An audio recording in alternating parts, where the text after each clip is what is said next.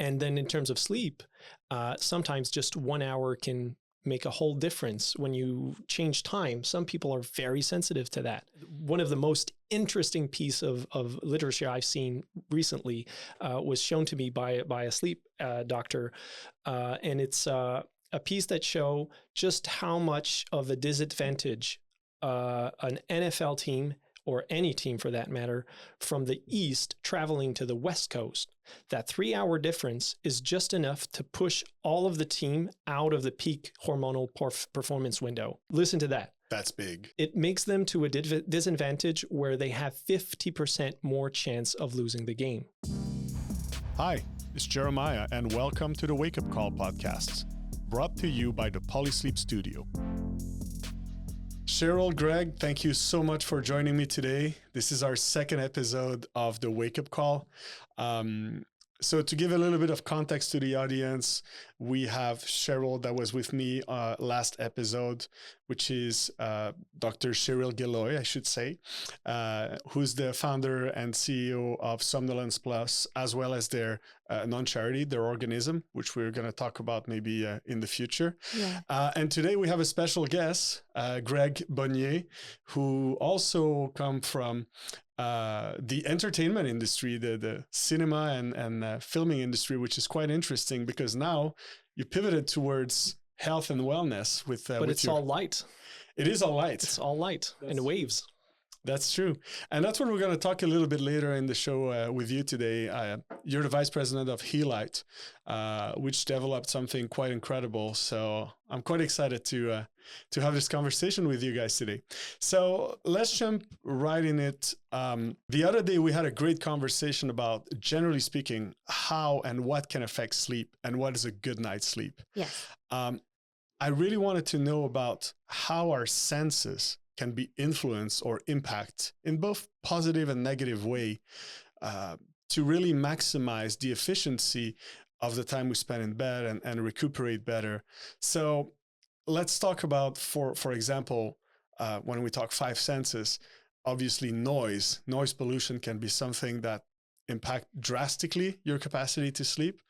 And on the other end, more and more people start using white noise, gray noise, ASMR gained popularity like I've never seen before. Yeah, absolutely. So what is your opinion on that? And I would ask maybe both of you, but Cheryl, let's start with you. All right. Well, there's so much to say about that. So, all right. So where do we start? Okay. So let's first talk about noise as opposed to sound, right? So if you've ever, there's this one researcher, his name is Matthias Basner, I believe. And you can actually find his TED Talk, right? So if you have a chance, go watch it. He talks about this in depth. He's also written very many articles about noise and sleep. And the way he'll explain it is that noise versus could be taken as unwanted. So what happens if you go to a concert, for instance? You, the paying customer, right, love this band. To you, this is music.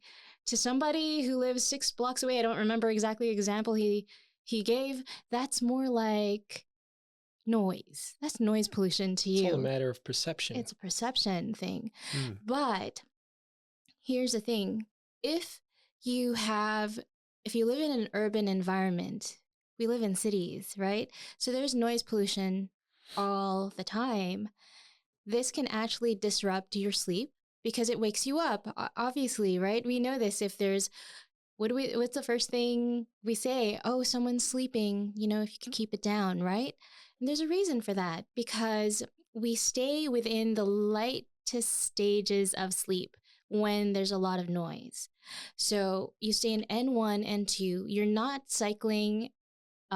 Not that you're not cycling, but you're not going into slow wave sleep or REM as much. And as we talked about the other day, you need all 4 stages and the various cycles to really get a restorative night of sleep. So that's the issue with noise. Now, people do use noise, like, for instance, white noise, pink noise, brown noise, nature sounds, music to help them fall asleep and to relax. And there are some studies that show that, yes, this can be helpful if you find them relaxing, especially music, I would say. So people are now using music, well, have always used music to just chill and relax, right? I mean, I'm a big, huge music lover, but some people will say, oh, only listen to, I don't know. For the first thing that came into my mind was whale music, but whale sounds. But I don't mean it like that, because I do enjoy nature sounds as well. But it doesn't have to be only spa music. You can listen. So when they've conducted studies, they've actually found that those people who self-selected music, who had music that they enjoyed, regardless of genre, right? It actually it helped them to fall asleep. And for instance, I think I mentioned the other day too that 45 minutes of listening to sleep, before going to bed actually helped people relax, and they had better sleep quality. So there, music. And then conversely, I also said that this may help you or it may not help you. If there are some people who don't respond well to that, if they don't appreciate it, it's not going to work for you. So find something that will. In terms of white noise, I may have mentioned before also that there's also this hearing component. So now a lot of people are using it really like on a headset, very close to their ears, and it's continuous all night. And now there are reports of hearing issues because it can be hard on your ears. Pink noise and brown noise are also, some studies say that they help as well with sleep, but they can also have issues as well to a lesser degree than white noise, but they can also have issues with your hearing too. So there was actually a meta-analysis done by that researcher. He was one of the authors, and there were, I think, three or four other authors with him, co-authors, and they did a review of the literature, a systematic review. And they found that that when you're referring to noise and sleep, it's really mixed. So, some studies will say, yes, it helps. Other studies say, no, in fact, you get that entire spectrum. So what can you say? And what they were saying is that, well, see, here's the thing. What constitutes noise? There's so many, we have such a variety of characteristics for noise. Maybe we should. So it's pretty much what they're saying is, if we want to get more meaningful information about noise, we need to look at this and study it more in a more organized fashion now, right?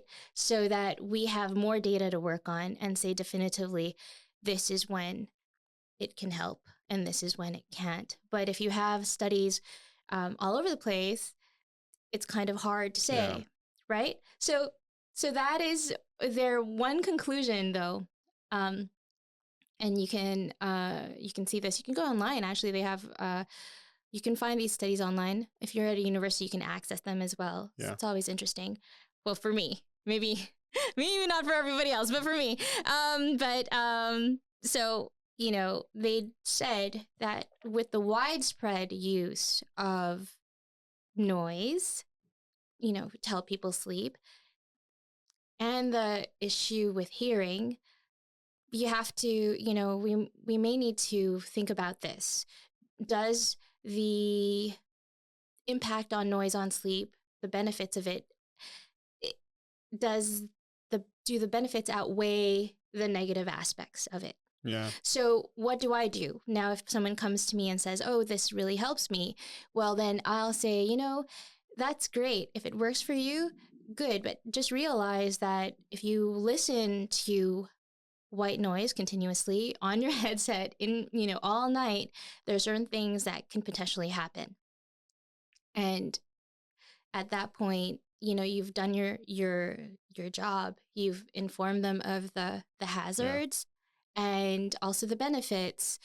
One of the benefits and why people do use white noise is because it does drown out the the noise level if you live, again, in an urban area, or if it's loud where you're living, right?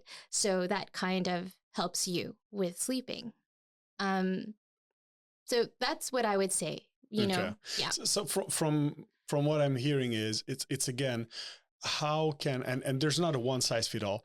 How can sound or music or maybe narration, because I'm thinking bedtime story for kid works usually really well, bring you to that meditative states where you can relax and fall asleep. So maybe instead of putting it in repeat and having headphones the whole night, put a timer of 30 minutes, play it once, you're going to fall asleep. And then I didn't know that it could actually impact your deeper sleep. Like, so you might stay not, your level of consciousness remains somehow alert because of that continuous noise. So yes. And think about it. We were talking a lot, or not, we were talking a lot, but I think earlier, prior to starting the podcast, we were talking about how we evolved as human beings, right?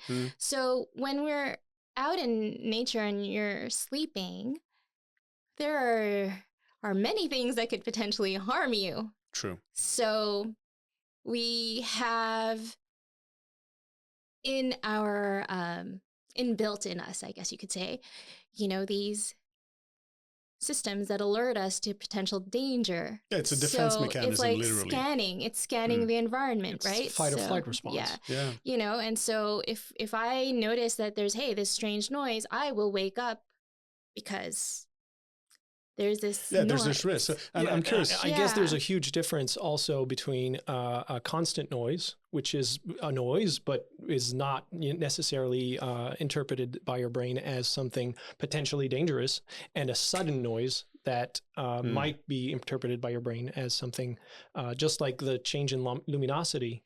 It's if there's a sudden change in, if someone it could be turns a on a light outside or turns off a light while you're sleeping, that change might trigger you to wake back up, right? Yeah, that's possible as well. I mean, I'd have to look back into the research literature to confirm that, but based on what you're saying, intuitively, it makes sense.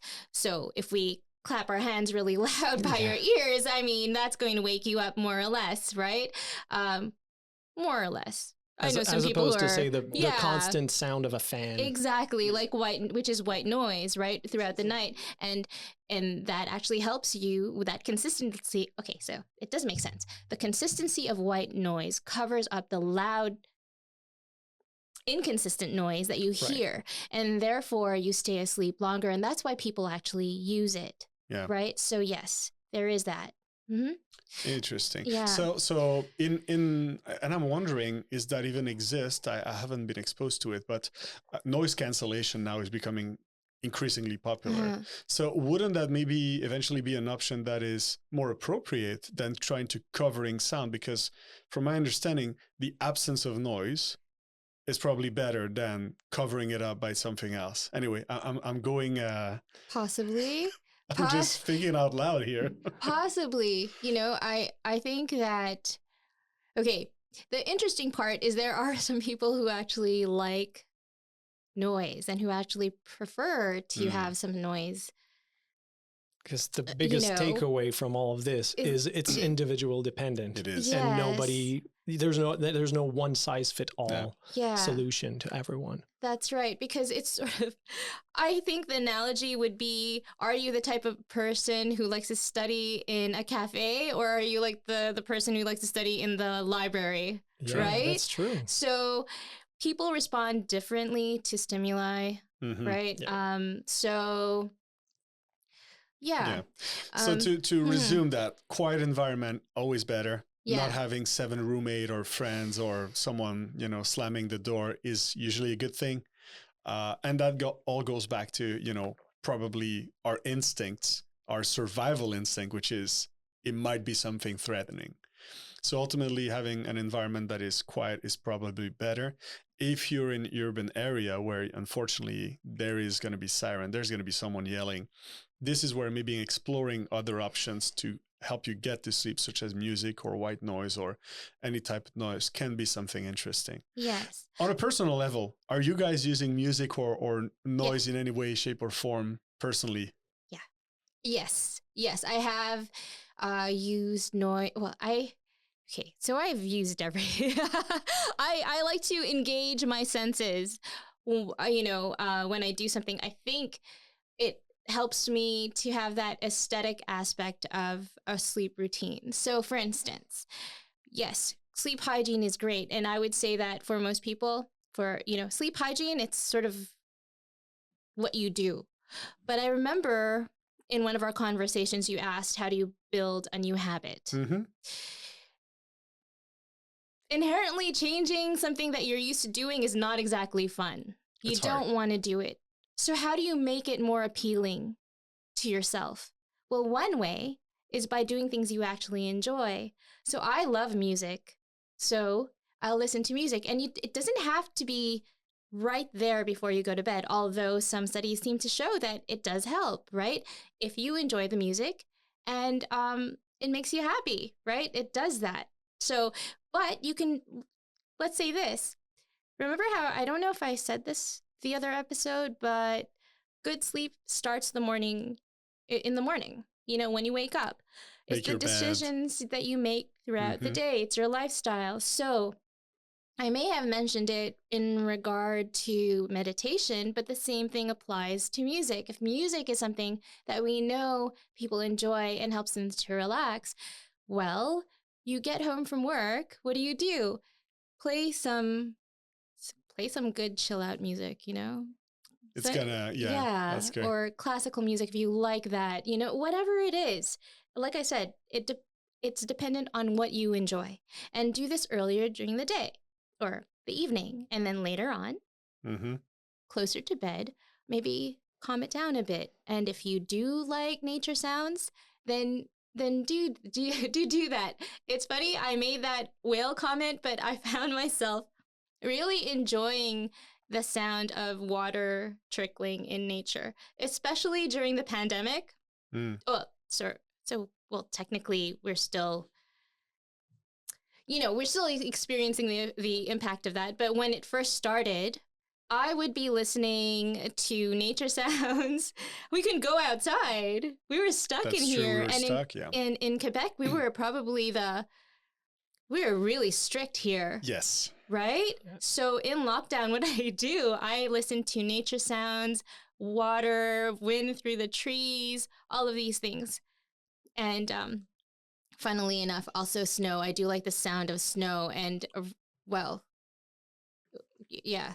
So yeah, that was something I was going to say. That's interesting. What about you, Greg? I'm curious. I installed my heat pump right above my bedroom. Rookie mistake. Rookie mistake. So I have the constant of the motor hissing. And whenever we're at that time of the year where I don't need the heat pump, well, then it's so calm. And I feel like it's like one of those situations where you feel the difference so much that you really, really enjoy it. You just made me think of something, and that's a funny anecdote. I'm not a picky sleeper when I travel and go to hotels. And I still remember that one time and it was quite an expensive hotel. I think it was Westin or something like that. And the room next to the elevator shaft. Yes. I got that last week. And you know what? I got so aggravated. It was like 2 a.m. and I'm like, guys, I'm sorry, I can't. Do you have another room? That is a classic. I just can't. And they're like, what? Like, you have no idea. It's borderline shaking. Yes. And for some reason, every time you're about to fall asleep. Oh, yeah. And it starts Somebody calls the elevator. Yes. That's Murphy's Law. Oh, that is the worst. And I had an interview very, very early that morning. And I remember I slept about 2 hours. And I'm like, here's this guy who's talking about a sleep aid device who slept 2 hours. Well, go for it, buddy. But, sometimes there's just some aggravating factors that you can't help with, whether it be music or better light condition or anything. It's not just one single thing, right? At that point, it's just... Which brings me to the second sense that people may forget or only associate with one thing. And that's feel, tactile. Oh, tactile. And of course, when I say feeling and tactile, everybody think temperature first. And I totally agree. We see it in our industry that the hottest product right now is actually cooling products. Yeah. But the reality we discussed yesterday might be actually your room temperature that is probably too high. But on the other hand, one thing that generally speaking, I sleep better when I got nice, fresh, clean sets of bed sheets. For some reason, I find them more comfortable. I find them fresher. It's the crispiness Yes. of freshly And I'm like, is it in my washed? head? Is it me? No. Is it what's going on here? Everyone is akin to like, you know, that type of feel, because that's true. And I'm not an expert about feel, but I certainly agree to that and relate to it. When I go to bed and I have those like freshly washed cotton sheets, and they're fresher actually. Yep. That's amazing. I think it tricks people in the hotel thinking they have better mattresses than they really do. It's just that they have freshly washed sheets. That's True. it. It's so That's nice. It's so secret. fresh. Yeah.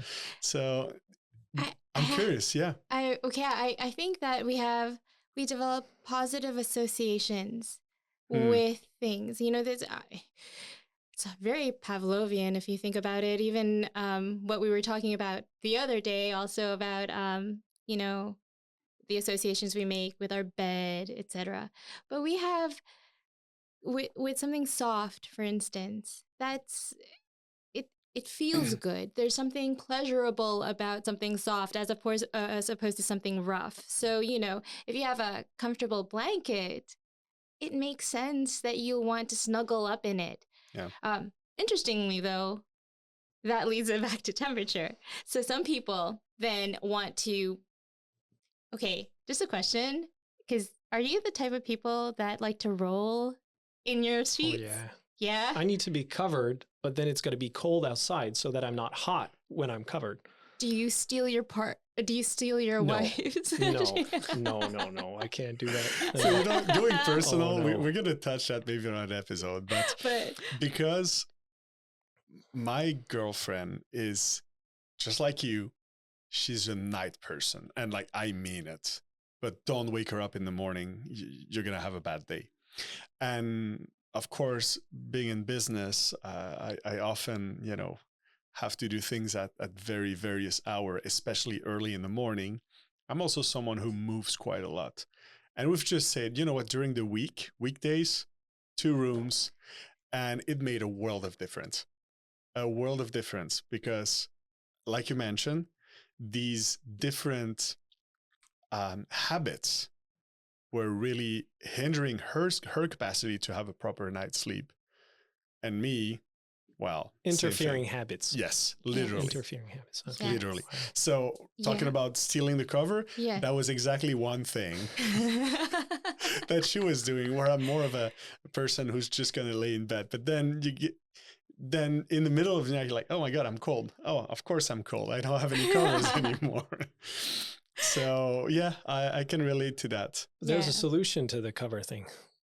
It's a king blanket on a queen mattress. Yeah. True. Interesting. Yeah, try that, because it's the same length. That's true. But it's much a square. larger. Yeah, it's almost a square. Yeah. So there you go. You know, some people love to roll in their sheets, in their bedding, and then they get really hot at night. Mm-hmm. Right. And so, you know, there's this question about sleeping hot or hot sleepers. Well, sometimes a hot sleeper simply is just using too much. Is using too much bedding, or maybe it's the mattress itself. So, you know, choose a mattress that will help you to remain cooler in the night. And it's important because it's related to your core body temperature. So essentially, when we sleep, this is when our body temperature drops. And that's why showers can also facilitate in the evening. Warm showers in the evening can actually facilitate sleep, because it helps the heat to dissipate, right? So then you're typically coolest, you're at your lowest body temperature while you're asleep, And then when you're awake, that's when your body temperature is at its highest, right? And so what feels comfortable when you're awake in bed will become too hot when you're sleeping, because in order to remain asleep, you want to be at a lower body temperature. And it does sort of, so 37 degrees is on average, Celsius is on average your normal body temperature, but it can actually lower by around 0.6 degrees Celsius. Which is quite significant. Right? Okay. So essentially that can also lead to night sweats, but it's not just that. It could also be hormonal too, yeah. Which is actually something I want to touch upon, and because I think many listeners would love to have some advice on this. Menopause. Oh, menopause, yes. That's talking about temperature and tactile feeling. We've even tried to develop product internally to help facilitate that, because it seems to be extremely complicated to regulate temperature during these specific periods. Yes. Is there anything that could help? Well, this is a whole different topic. Oh, and I know some people actually who really are, that's what they study, menopause and sleep. One of the things that I can actually tell you is that as your body is going through this change during perimenopause into menopause, you do experience some people, not everybody experiences night sweats, but a significant number of women.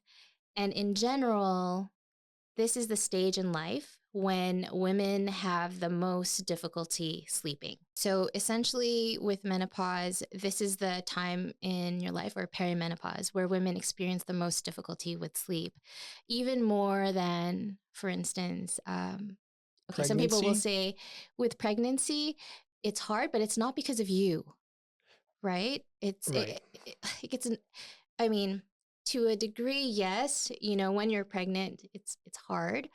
And when you give birth, obviously you have to take care of your child. So a lot of women and men are sleep deprived during this time. But when you're going through perimenopause, you're experiencing hormonal issues, and there's actually the potential for greater sleep apnea in women, greater risk of developing it at that stage. So that's newer. Because when you're younger as a woman, when you have more estrogen, it actually protects against the risk of getting sleep apnea. So it's interesting. Then there's insomnia, night sweats.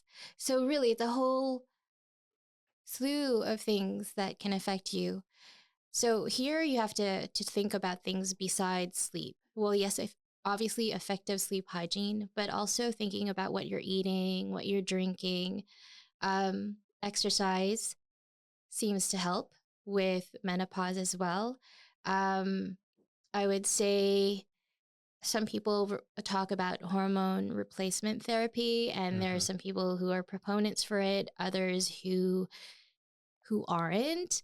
And so at this stage, I would say speak with your health professional to see what you could do. But it's definitely a challenge. So this is where you're like you mentioned, this is especially at that specific moment in your life where your sleep hygiene matters probably the most, because there's so many external factors that would and should be also followed by a specialist, your physician, to make sure you do, if you need anything, right, you have it. But on top of that, having a proper sleeping hygiene is going to be critical, I guess. Yes, exactly. And also paying attention to your body. And like I said, women don't typically think that they'll develop something like sleep apnea, for instance. People tend to associate it with someone, more men actually, right? But at that stage in your life, there is the potential for you could have sleep apnea when you're younger. We're not precluding the fact that women can actually develop it or have sleep apnea when they're children. there are kids with sleep apnea, children with sleep apnea. In my family, I have a little nephew. He had sleep apnea. Really? A kid can develop sleep apnea? I was absolutely not aware of that. Oh, no? Okay, well, yes. Wow. So he actually was diagnosed with sleep apnea. Poor little kid. But he's so cute. But yeah, I used to think it was really cute when babies would like snore. And then I realized, it's probably not very good for their health. No. So even children could, if there's someone in your family, and if they're young or if they're, girls, it's quite possible they may have it as well. Because not everyone who has sleep apnea, it's not always weight, and it could also be a structure, the way your the structure of your nasal passage. Okay. Passages, right? And so that's something to consider as well. So back to women, it's quite possible that they can have it when they're younger, but typically it's at that age because also our bodies are changing, we're beginning to gain weight, things like that. So yes, if anyone out there is experiencing these changes in menopause, it's a good idea to speak with your physician. Mm-hmm. Yeah. Thanks for that. I think a lot of people will appreciate that comment. So going back to what we were talking about, which is tactile temperature and all, and I'm thinking, neuro-linguistic programmation and people who, associate routine such as doing something right before going to bed and tactile feeling. Is there tips or tricks people could start implementing in their routine that could help them fall asleep better or improve their overall associate with whatever we're discussing? Right. I think it's sort of that thing where, again, Pavlov's dog, right? You can take a neutral stimulus like having your cup here, and then if you begin to associate positive things with it, my cup is here, I'm enjoying the company I have with other people, I am relaxing, I'm listening to music that I like, then the feel of my cup all of a sudden becomes something that will trigger a response. Naturally, as a response. Right? As I begin to associate with, something with it. And I think this is really, this is old school classical conditioning, but there is something to that, right? That's why we say don't work in your bedroom. Because it's usually a source of stress for many people. Right. So if you start, it's about routine, building that routine into your lifestyle. Yeah. And if you like soft things, if you like a blanket and you begin to associate cuddling in your in that blanket with your loved ones, then that could be something that you might want to do. If you have if you have it and you create a safe space for yourself, I don't know, it's weird to say safe space, cozy space for yourself in your bedroom, and you have your favorite blanket. That's something. Think of all the children out there who have their favorite blanket and they grew up with it and they're still teenagers and they're still using it, right? I mean, they like that blanket and it's soft. Okay, well, my nephew's going to be upset because I keep talking about my nephews, 2 different ones, but I have a nephew who's like that. You will never see him without his blanket. Even at his age, he's like... He wants it and he's gonna, Wow. So the Pavlovian response comes from the touch. The touch and just having it there, right? Right, like a plushie, like a toy, like, a teddy bear. Yeah, exactly. So, that's what he associates with sleep now. So if you go, he's 13. So if you go to his house, you will notice that he has it. When he goes to visit other people, you will notice that he has it. And there are some people I've spoken to, some friends of mine, and they're like, yeah, I would never have given up my blanket if it didn't, fall apart because it was so old. Yeah. So I think if you're talking about what Yeah. people can do, it's just about developing those associations with sleep, positive associations Yeah. of sleep with that. Babies about tactile, Yeah. having, or even when we're saying being in our covers and having that almost cocoon-like feeling. Mm-hmm. Does that come from, when we were in our mother's womb and then being, I don't even know the term. So I have an Swaddled? interesting tidbit of information about I would that, but love it that. has to do with light. Okay. But here's the thing, is that red light is so soothing, and one of the reasons why these type of device work so well on babies is because it recreates what they see in the womb. The wavelength that goes through the skin in the mother's womb is red-orange. It's around 635 nanometers. And so that's why it's so comforting, and it works so well on babies. And it's absolutely instantaneous, the effect that it does, because it transforms the whole room into a womb, which is very hard to say. Yeah. The whole room into a womb. But that's definitely something we've observed using red light to help sleep. And to some extent, why wouldn't we consider the fact that this is something that also applies to us as adults? Yeah. Bringing us back to that feel state, which is very comforting and very safe environment. True, because that's probably the first thing we're exposed to, I mean. Absolutely. The first thing you see visually is that color. And so why wouldn't it be part of the equation? And it follows us throughout our life, which is quite fascinating. So light and sight are the two things I want to touch last, because we're probably going to spend a lot of time. I have a question for you about smell. Uh-huh. And there's a growing, there's a growing popularity with aromatherapy, spa. It goes as far as bath bomb and even infused smell in certain products, such as lavender and I've heard about lavender. Yeah, it's so very popular. It is quite popular. And so what would be the do's and don'ts, and how smell impacts that routine, generally speaking? Okay. So there have been studies done on lavender oil, and those studies seem to say that it does impact sleep positively.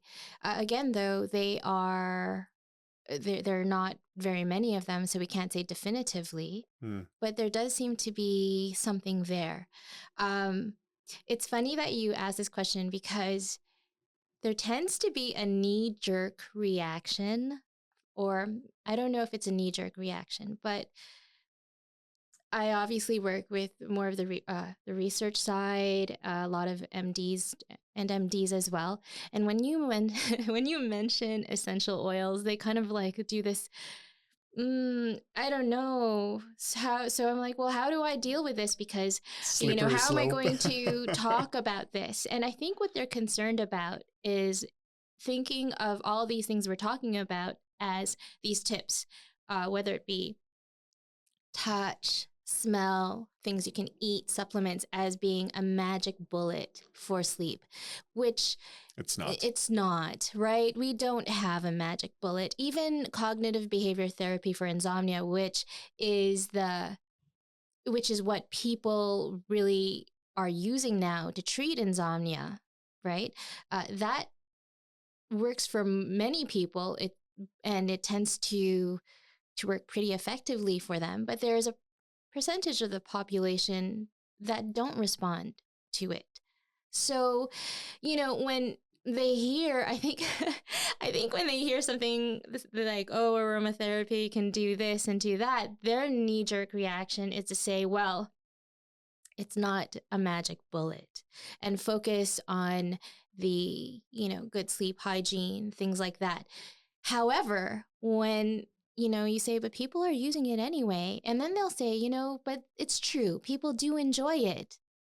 And that's where they'll say, we all know that relaxation, reducing stress management is very important for sleep, right?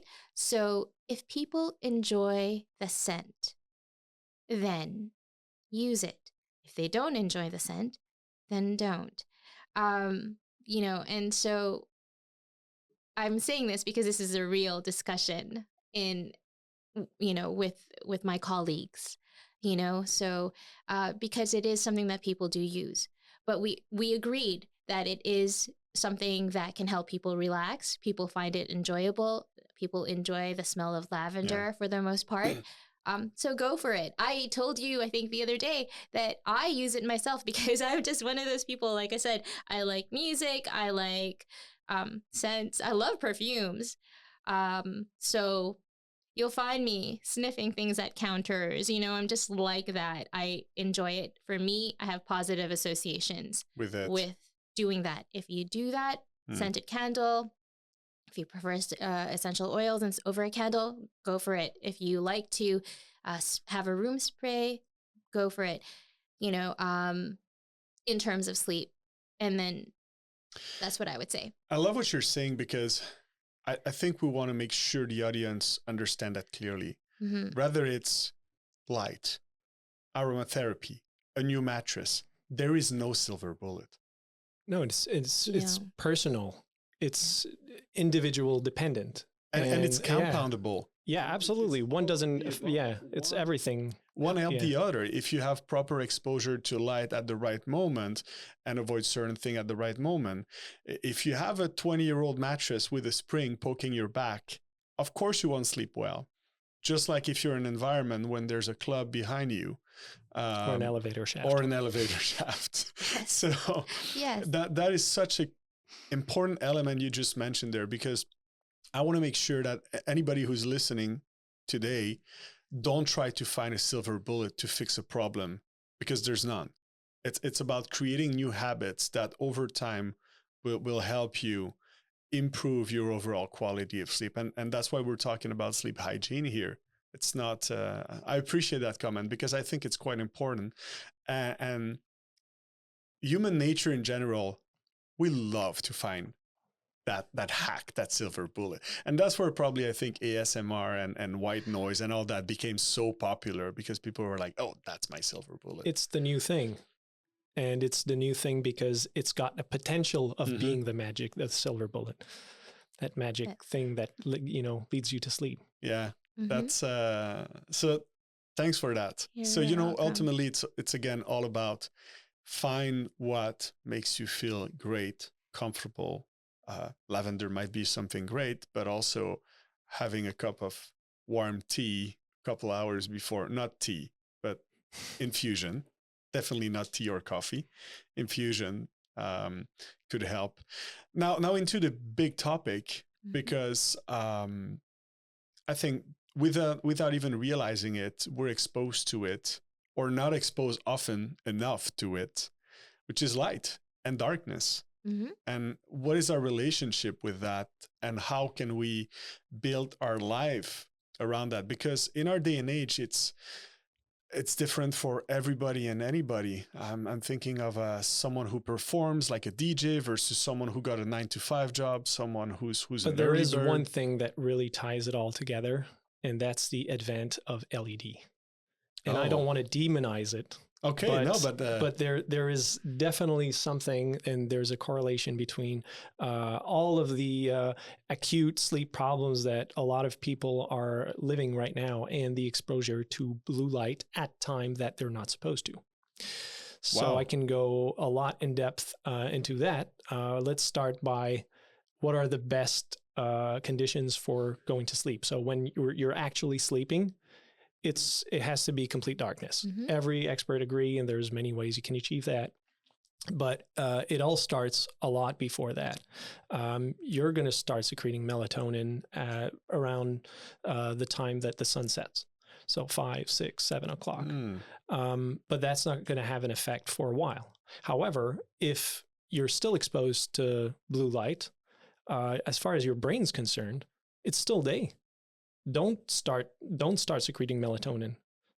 Continue secreting cortisol, which is the wake hormone, And that's something I want to maybe make sure everybody understands in the audience. Melatonin is not a supplement.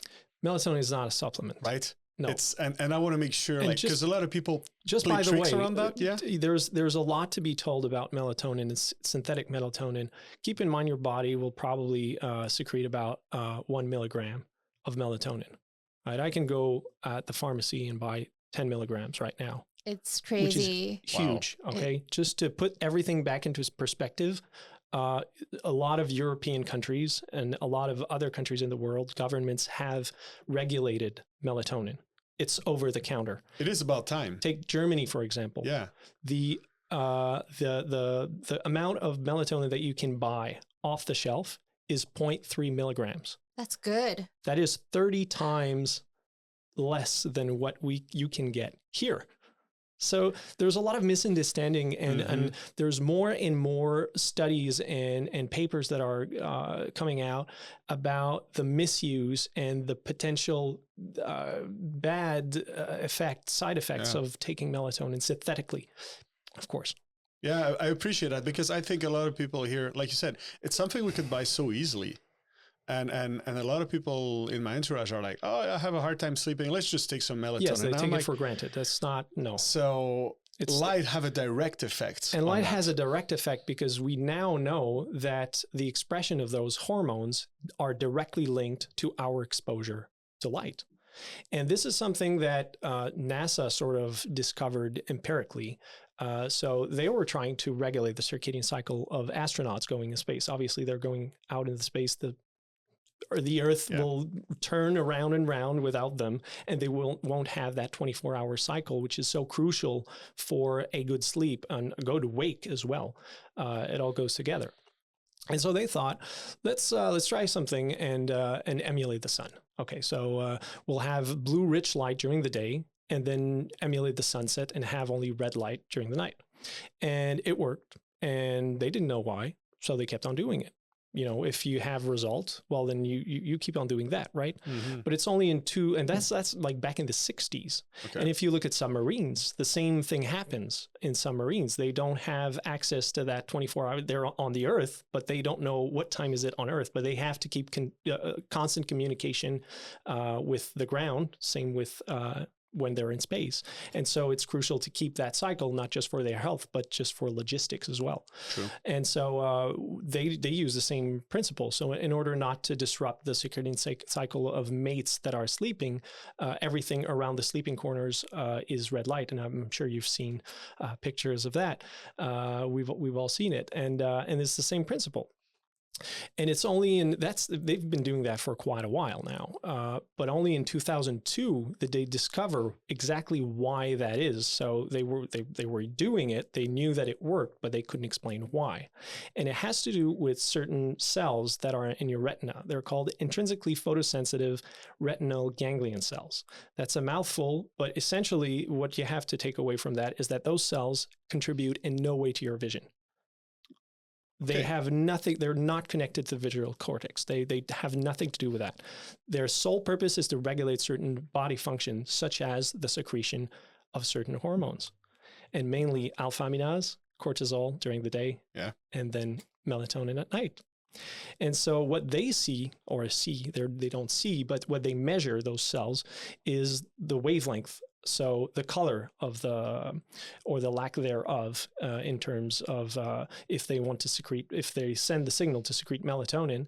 And that's why blue light acts as a melatonin suppressor, because evolutionarily, we're not supposed to see blue light after the sun sets.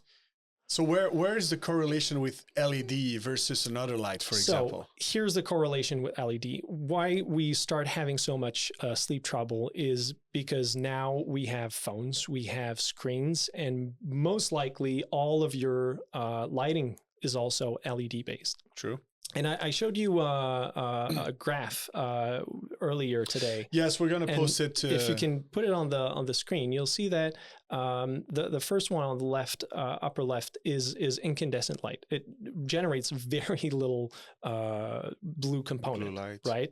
And so when I talk to people and I say, well, yes, LEDs, they emit a lot more blue light. They're like, yeah, but I don't see it more blue. It's not necessarily like they make the warm light. Why don't you? No, it's not about that. When you look at those graphs, you see exactly how much, even compared to CFLs and to neons, which don't necessarily have huge peaks in the blue wavelength component, of the short wavelength component, as opposed to LEDs, which has this huge peak. Yeah. And even compared to the sun midday. So on the right, there are graphs with lots of colors. That's actually the sun. So the first one is the sun when the sun at dawn. Yeah, at dawn, and then midday is the second one after, and then the third one is at night. And you see, there's very little blue light, and that's sort of what is the universal signal of going to sleep, is red light. And now there's more and more studies that are and papers that are being published about the subject, about not just how bad blue light is, because that's been well documented. We're talking like for years now, we're really understanding just how bad it is and just how it affects our circadian cycle. But now we are understanding that there's also sort of a solution which can curb that, which is exposure to red light at night, which will fast track your body into sleep mode. Which is where basically...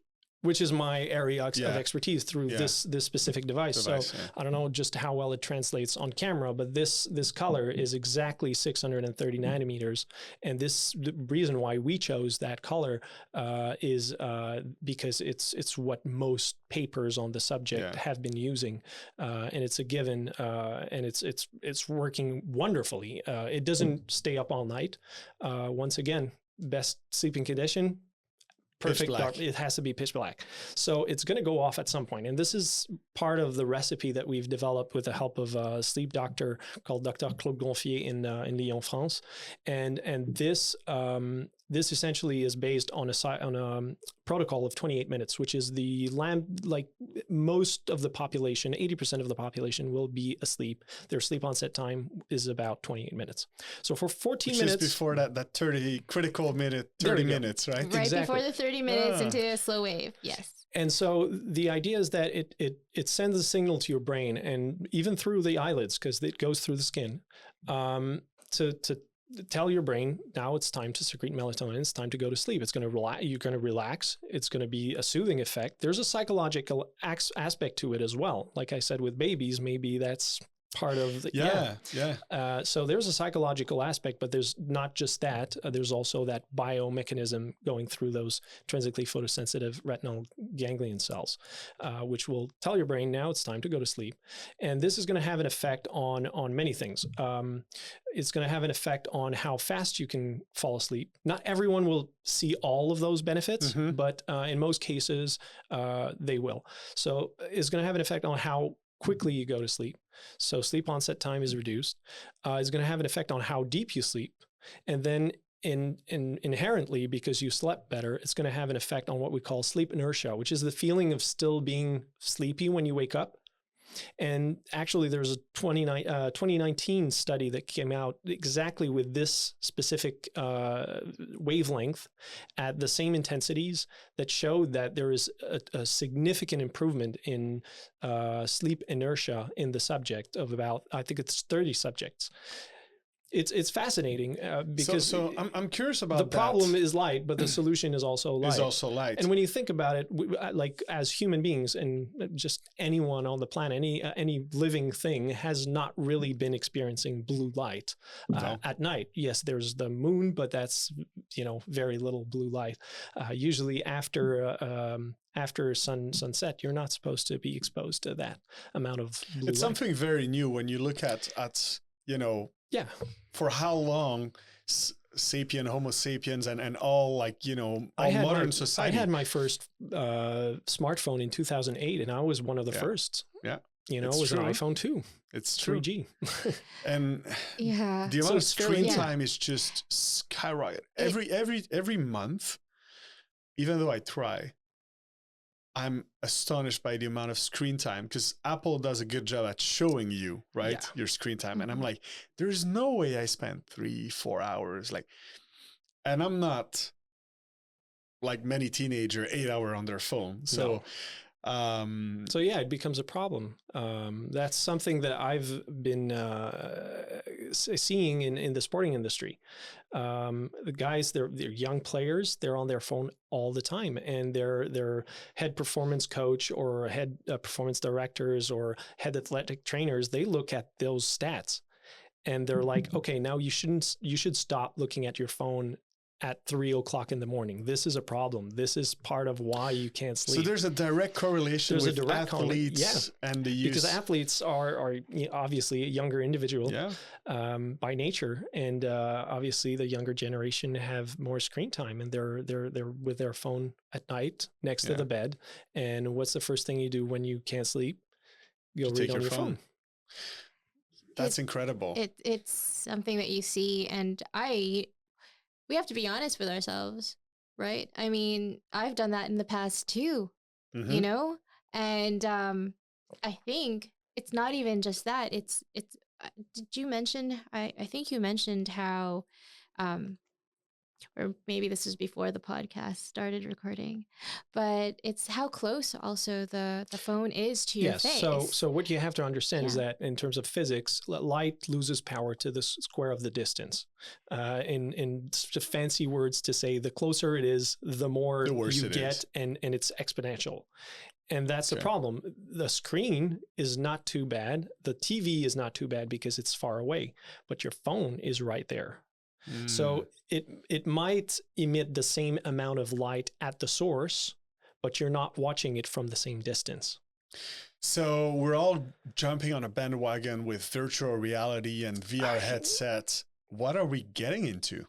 So it's not necessarily bad for your eyes, you know. The old no, but don't I mean, stay too from don't stay too close to the TV standpoint. thing is kind of a wife's tale. But the problem is that if you watch your phone or you go on your VR headset at 9 o'clock, well, there's most likely a chance that this is going to disrupt your circadian cycle. Yeah. So many great takeaways from this conversation regarding light. And you know, I think a lot of people can relate to that. How good is our sleep on vacation when we're not as exposed to technology? When we go for a long walk, whether it's on a beach or at a camping, and we just follow these natural cycles, how much better is our sleep? You know, it's funny because I was having an interview at CHCH, and the anchor which tried the device said, I never dream unless I'm on vacation. And with that, I had dreams because she slept deeper. And you're totally correct. When you're on vacation, you're also worry-free. Yep. Right? Because that's a big part of sleep trouble. And it may be less exposure to light. You don't watch TV because you're on vacation. You don't want to waste your time on watching TV, right? Absolutely. You want to take your time and enjoy that moment when you know, with your family or whatnot. And that's all part of definitely has an impact psychologically. So LED is everywhere around us. Yeah. What can we do? So obviously, like you said, there's way to improve with for example, here, like this device works well. There's probably this is just going to reverse the effect as fast as possible. Yeah. Then there are ways to prevent exposure to blue light. So there's the blue light blocking goggles you can buy. You know, they're kind of a yellowish hue that blocks blue light. That's good. That's actually not bad. But some people, it's a bit annoying. Let's face it. I wouldn't wear them. But if you're particularly sensitive to, did you try them? Because I tried it, I couldn't. I actually it's hard. I don't mind. Yeah, it works. Yeah, it does. And I've tried them. There are some fancy ones that I tried, like the ones that they use for actual, you know, for treatment. And then there are those that you can actually buy online. I don't mind them. I like them. I use Flux, so I use or night mode I think, yeah, night mode definitely. On my laptop, I think what's hard is if you do work at night. And you have to finish a project. Then what do you do in this case? You know, and this is where using using the blue light blocking glasses help, especially if you're someone who works on computers a lot, right? So, and you're a night owl. So these are all issues that I think we'll talk about in another episode where we talk about night owl issues, because it is very particular. And it does, light is, as you mentioned, it's so important to sleep. Our sleep is entrained to the day, and sunlight obviously is what helps us to entrain it to the 24-hour day that we have here. So no, I absolutely agree. Yeah, it's probably the most important thing. It is the most important thing. That 24-hour cycle is absolutely paramount in our lives. And it's funny because the 2017 Nobel Prize in Medicine was given to 3 scientists who were able to show just how there are cellular mechanisms in every single one of our cells that are meant to track that 24-hour cycle. So this is not just sleep and just our brain and it's every single cell. But when you think about it, body. We're on the earth. Yeah. We're all, parts of the biodiversity of the planet, which is on a 24-hour cycle. So it makes a lot of sense. It's just, it took until 2017 to actually show it, to prove it, and to say, like, this is actually very important. And then in terms of sleep, sometimes just 1 hour can make a whole difference when you change time. Some people are very sensitive to that. And it shows you just how little you have to change in order to make have a negative impact on your sleep. Yeah. And one of the most interesting piece of literature I've seen recently was shown to me by a sleep doctor. And it's a piece that show just how much of a disadvantage an NFL team, or any team for that matter, from the East traveling to the West Coast. That 3-hour difference is just enough to push all of the team out of the peak hormonal performance window. And it makes, and listen to that. That's big. Listen to that. It makes them to a disadvantage where they have 50% more chance of losing the game. Very true. I read this study. That's how impactful it is. 3 hours, and they're completely nicked.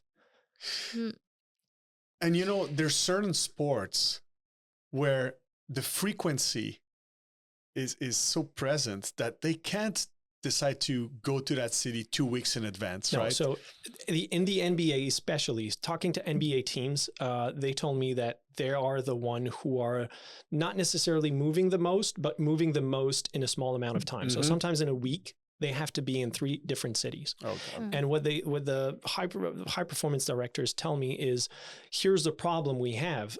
The only moment they have to recuperate, to get as much sleep as possible and to get as much recovery as possible, is in a bus. And this becomes a real problem for them because they know that it will translate into worsened physical performance, of course, but also mental performance. Yeah. And when you're not at your best mentally, then you increase your risk of injury. And that's an even worse strain on the team if you have injured teammates or players, It's incredible that you mentioned that, because amongst all our clients, the one that we see are the most sensitive to our sleeping surfaces are athletes. Yeah, because they're so well aware of their body. Yeah. That's their job. And they're completely self-aware of what is happening and what their sleep condition are. And this is why I love having my products tried by athletes, because they know right away what kind of effect it has. And they know exactly what part of their sleep it's going to enhance.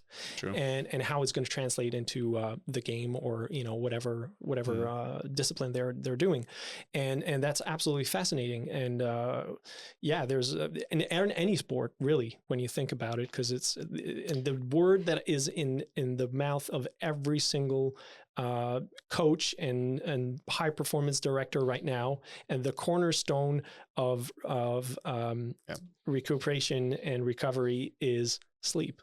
You know what? It's really interesting that you say that, because okay, so from our experience in terms of coaching, so we've talked to people in business and we've talked to people who are athletes. It's the athletes who will actually implement the strategies we don't more easily, because they understand the importance of sleep to their goals. It's directly tied to it in such a strong way that they'll actually follow it. Yeah, I guess they also have the discipline that comes with being an athlete. You have to warm up, you have to practice. That takes some discipline, and I guess it's easier for them to implement some kind of new routine that they add on their sleep agenda. Yeah, this is something that actually Myra told me about, and we were gonna have Myra on for the sleep disorders, but we were talking about that. It's like, it's really interesting. The athletes are the ones who will implement, and because they actually know and they can feel it. Yes, and they're very aware. They're the ones that have the most to gain from that, because it directly impacts their performance and therefore their jobs. When you think about it, that's and it's so true, because we are habit creature. We love habits. Absolutely. And these athletes, whatever the sports, right? They have to perform at their best all the time. They have to be extremely careful about injuries, right? And they're always in a changing environment. Food's not the same. The sleeping surface not the same. Light exposure, like you mentioned, is not the same. And on top of that, there's different time zone. We don't make their life easy. No, and quite frankly, they're extremely aware of what is good and not good for them, and anything they're very keen to try to find any way possible to enhance those conditions. Yeah, there are people in those teams whose job it is to find those little things that will have a small impact. And it's the accumulation of all those little things that will make a difference on whether or not they have a peak performance on the playing field. Yeah. That makes me think on something I really want to touch upon. I'm born in France. And when I came to Canada, I was 15. I always find it hard in the winter to adapt, not to the cold. The cold was not a big thing. And I think a lot of people who are migrating to Quebec or Canada think the cold is the big issue. But in reality, I've learned to understand over the years that the amount of light we have in the winter, when you wake up in the morning to go to work and it's black and it's dark, and you get out of the office and it's dark, really takes a toll on you. And it is so hard to go through that. That's why probably so many people takes vacation during the winter, right? Well, I mean, seasonal depression is a thing. It's been, well documented, and yes, it has definitely something to do with light exposure, and not just how light has an inhibitor of melatonin during the night, but just the fact that you don't have enough blue light. Actually, in the very northern parts of Russia back in the 60s, I've seen some pictures of kids getting doses of light during the winter. So they'd strip them naked in their underwear, and they'd just put them in front of a very, very bright xenon light, so that they get also UV, because one of the problem is that you don't metabolize vitamin D without UV. Yeah. So it's absolutely important in our biology to get that dose of light, not just visually, but also through our body. Which is why I think many physicians, and I don't want to give any, advice, but I think a lot of people in Quebec and in Canada do take supplements in vitamin D, especially in the winter. So should it be a good idea to consider having, because your device is amazing to help going to sleep, but for people who work in offices, who are in a darker environment, I'm thinking all the people in tech industry and all, who definitely are exposed to screen way too much and are, unfortunately, especially in the winter, living in pitch dark environment all day long. Should I buy maybe devices to replicate or simulate that? Yes, because there's no bad light. Some people say, well, it's not natural light, but light is light. It's a wavelength. It's just about the quality of the light, of course, but you can recreate to a certain extent the same spectrum as the sun if it's well done. It's doable. It's just about having the right device for the right task. So the same type of experiments that NASA made in the 60s to help regulate the circadian cycle of astronauts led to a lot of studies on the lack of blue light during the day and luminotherapy. What we call luminotherapy now is the addition to more blue short wavelength component light during the day. So those big bright lights that are very, very white that you put on your desk at this time of the year, absolutely, it will have an impact, and it's necessary. Yeah, and the thing is, timing is important too.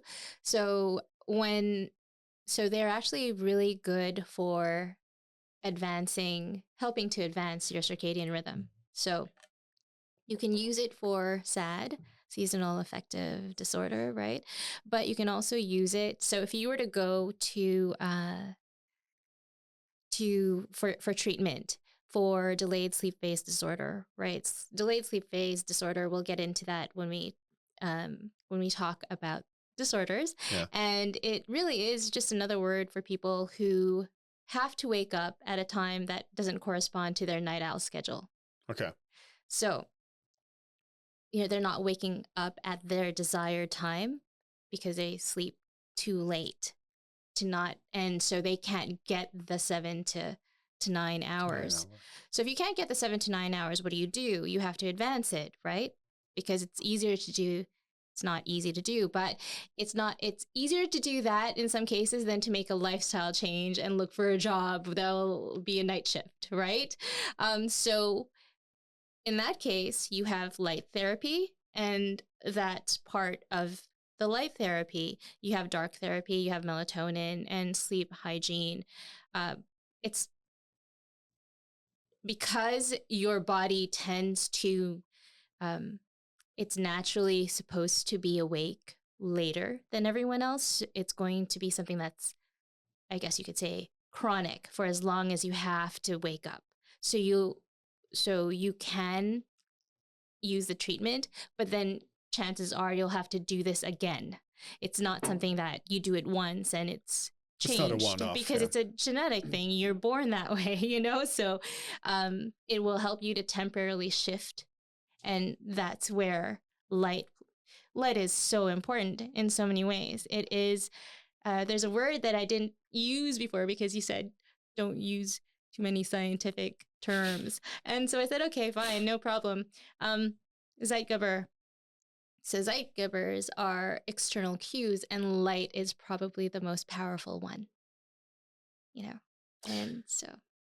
Fascinating. For sleep. So I want to touch a little bit on LEDs, and I'm going to ask a selfish question because I started using Philips Hue LEDs all over my place, thinking that allowing me to control the color and the density, and even, I use it sometimes to tell me, oh, it's time to go to bed because it starts to dim. Is that a good thing? Because I also have some nice old Edison bulb in my place, and how to describe it? It's almost that analog versus digital feeling. Yeah. And to me, it's just not the same. But is it a good thing? It's not the same. Is it a good thing? Not really, is it a good thing for your visual comfort? Yes, I do that too. Mm. I have those same Philips Hue and I love them, but they will emit a lot more blue light component than any incandescent light. We'll circle back to the graph there. And all it does is that it appears yellow to you, but in reality, it does emit a lot more blue light. It appears the same color, but it's not the same amount of energy, especially in the in the blue light. So the only benefit basically is consumption. It's consumption and visually it's more appealing. Yeah. Like I said, I do that too. Yeah. I love them, but they're not the solution. Yeah. If the incandescent was a lot it's probably better in terms of not disrupting your so if you're cycle. set up a reading room and you want to read an hour before going to bed to relax you, you're probably better off with either that or use LEDs that do specifically yellow light. Okay. So blue deprived completely. It exists. Okay. We're developing one, by the way, and it's for that purpose specifically, so that you can read at night and not have your circadian cycle disrupted, and they exist. You just have to find the right. The thing is that it's not necessarily given to anyone to measure the spectrum, analyze the spectrum of the light. But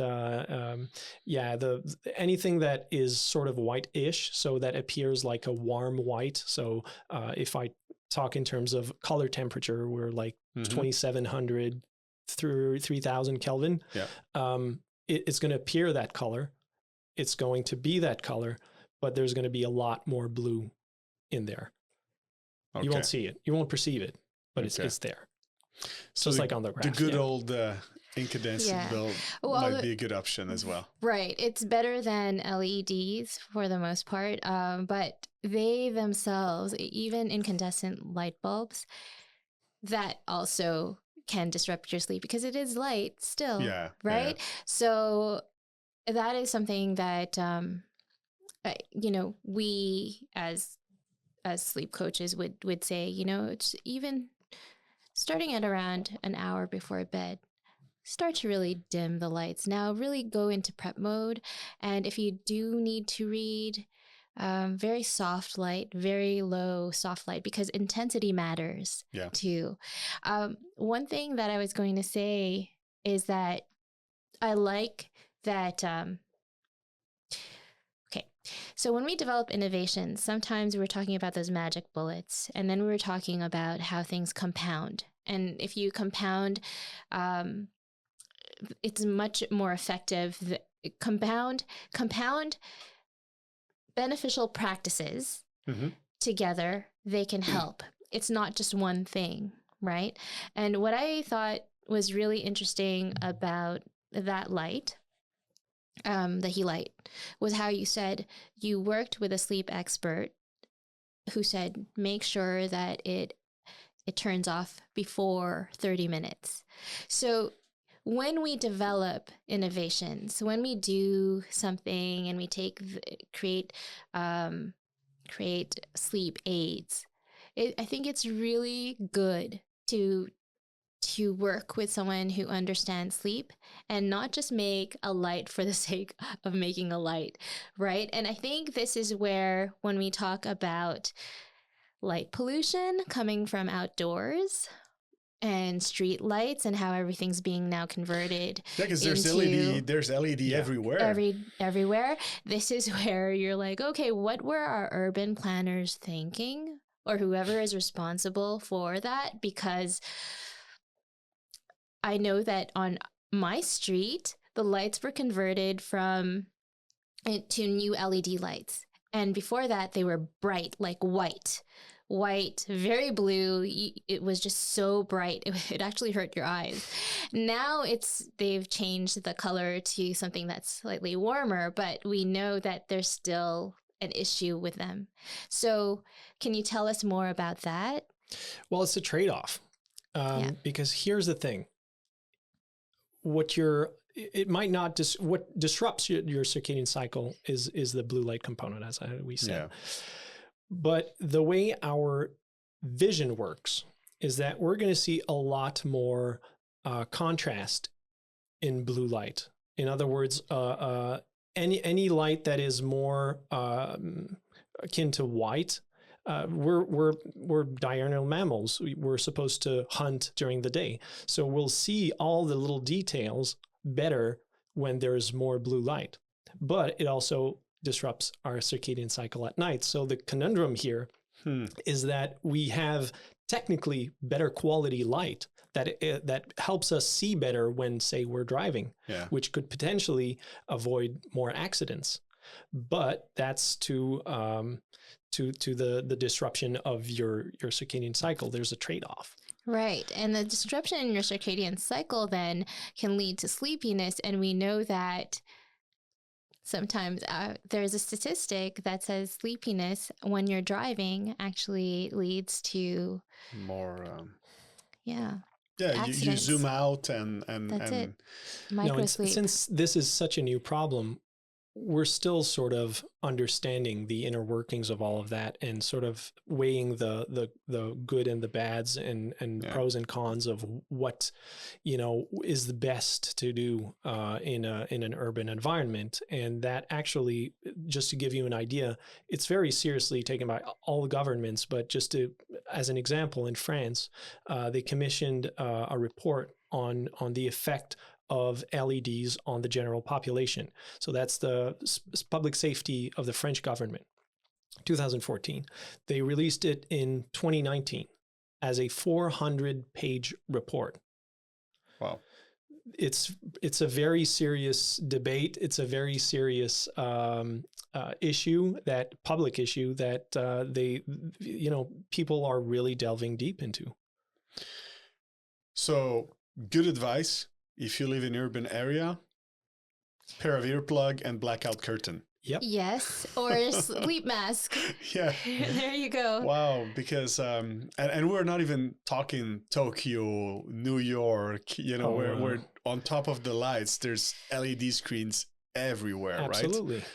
So being able to seclude ourselves literally from that is critical for our well-being ultimately, right? Because personally, one of the biggest thing I did for my sleep enhancement is blackout curtains. Yeah, we have that home too, and I couldn't go back to something else.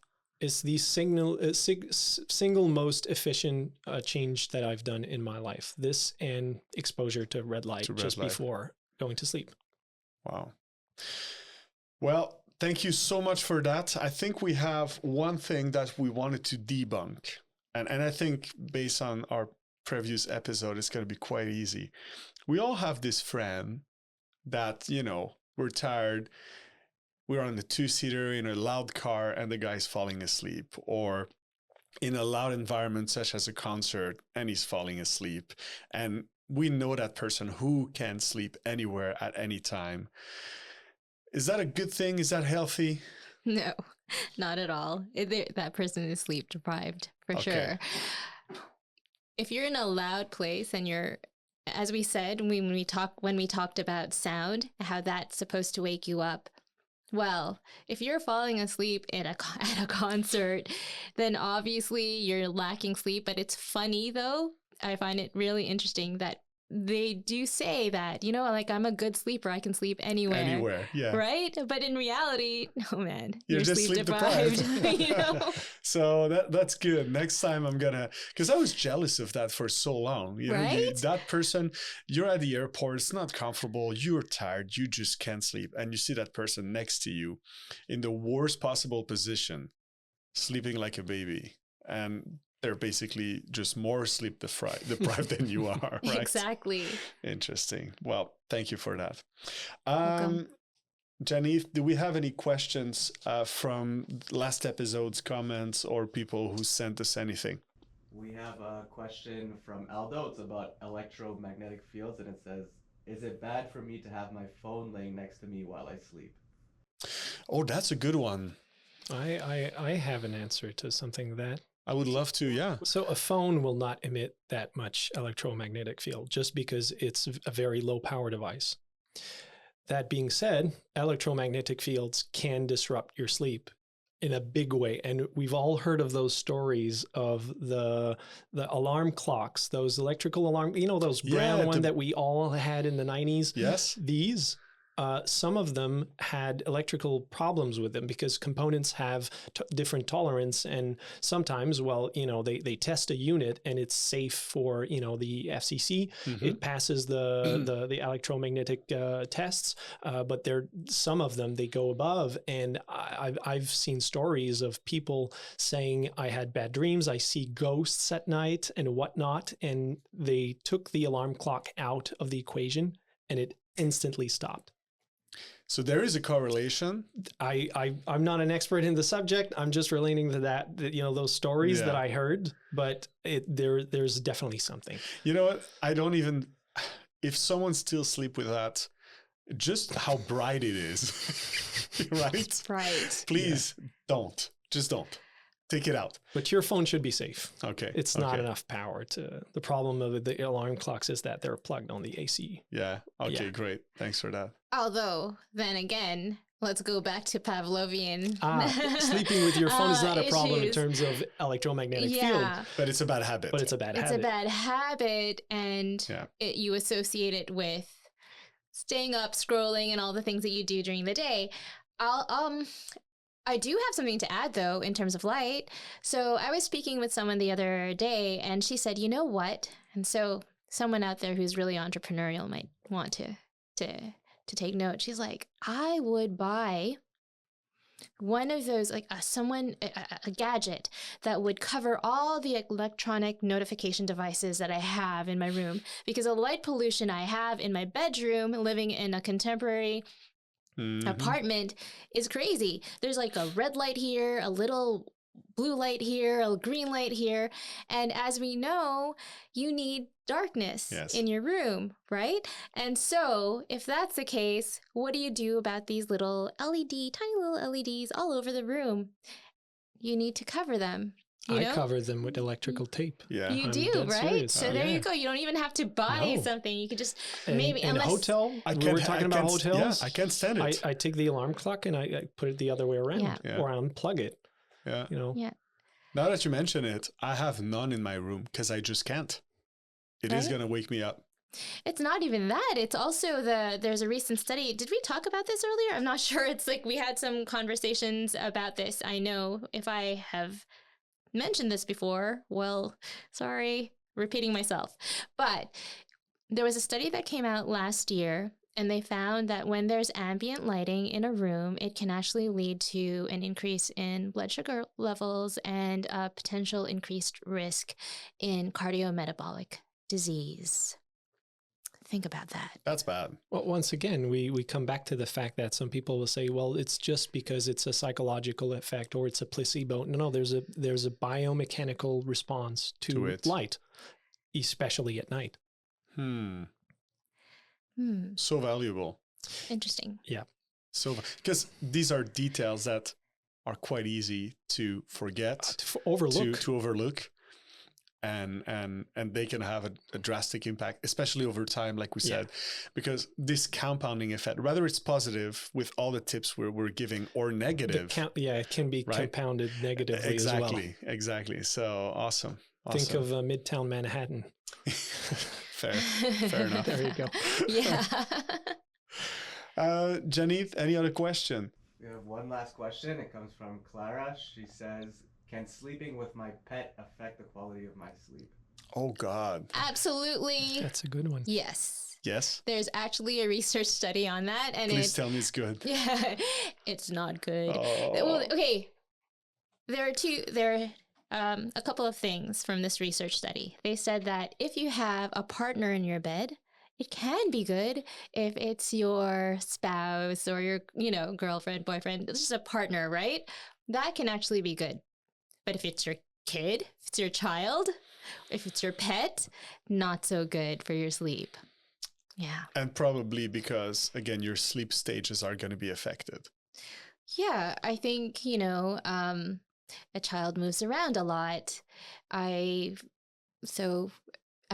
assuming that plays a role. Maybe also you might, if your child, I'm not sure about this, but because this isn't my area, like in terms of co-sleeping, but I do know people who do research in this area. But one of the issues with co-sleeping is that it can actually affect the quality of your sleep. So, yeah, I think maybe there because might be subconsciously you're always mindful of the baby.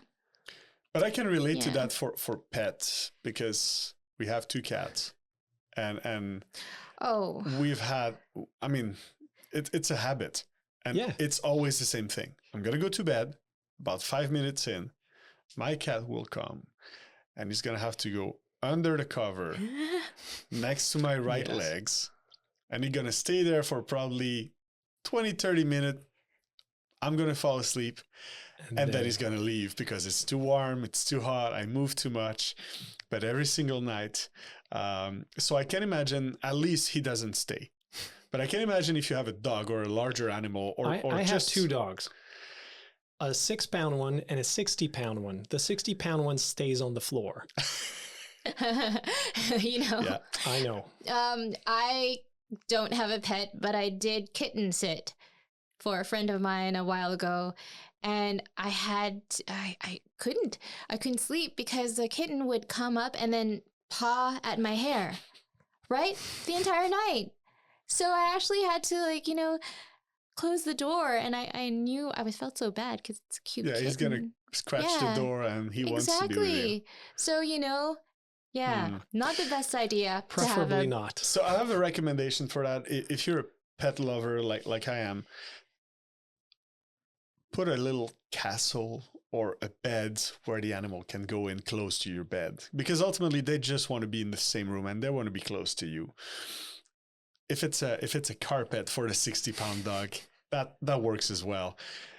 Don't let them sleep with you, because like we said, the odds are it's going to move around, and by moving around during that night, you're going to go into lighter stages of sleep, or it's going to wake you up. Yes. So that's unfortunately not the answer I wanted to hear, but it's a logical one that I was expecting.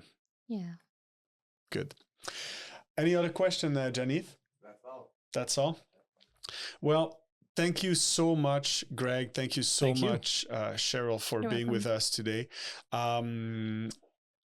Where can people go check out about Healite? So you can learn more on healite.ca. We're a Canadian company, a small family business. We handle all the customer support. If you buy a unit from our website, we'll ship it ourselves. Amazing. Yeah, and it's been working great.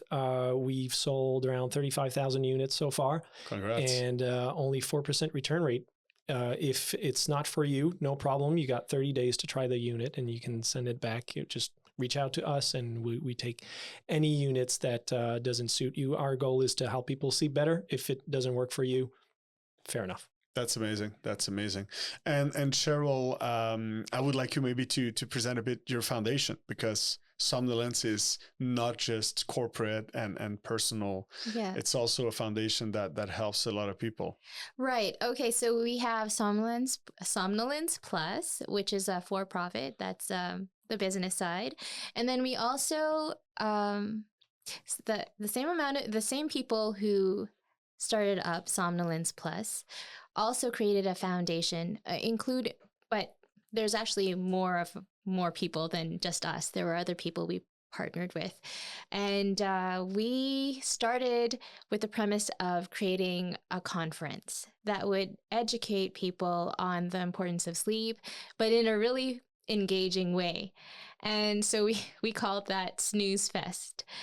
And so the name of the foundation that we then decided to create to take care of Snooze Fest and other educational activities for the general public is called the Somnolence Canada Foundation, or Fondation Somnolence Canada, right? And we're going to be having an event in March, and I hope that I hope that it's going to really help people learn more about sleep and how to sleep well. Something similar to what we're doing right now here on the podcast, but with a different audience. So we'll probably be giving you more information on this in a bit, in a while. Yeah, sure. Absolutely. Yeah. Absolutely. Thank you very much once again for joining me today. Thanks for I've learned inviting. so much. It's great. It's great to have that. I hope everybody enjoyed that too. And as I said, it's new for us, second episode, but make sure to subscribe if you watch us on YouTube and leave a comment below, especially questions, because we would love to answer as many questions as possible. It's all about helping you guys building these better habits. So thank you once again for joining us, and we'll see you next Monday for next episode. I hope you enjoyed this episode. Thank you so much for tuning in to the Wake Up Call podcast. Don't forget to subscribe and follow our channel to make sure you don't miss any future episode. Thank you once again. Have an amazing week.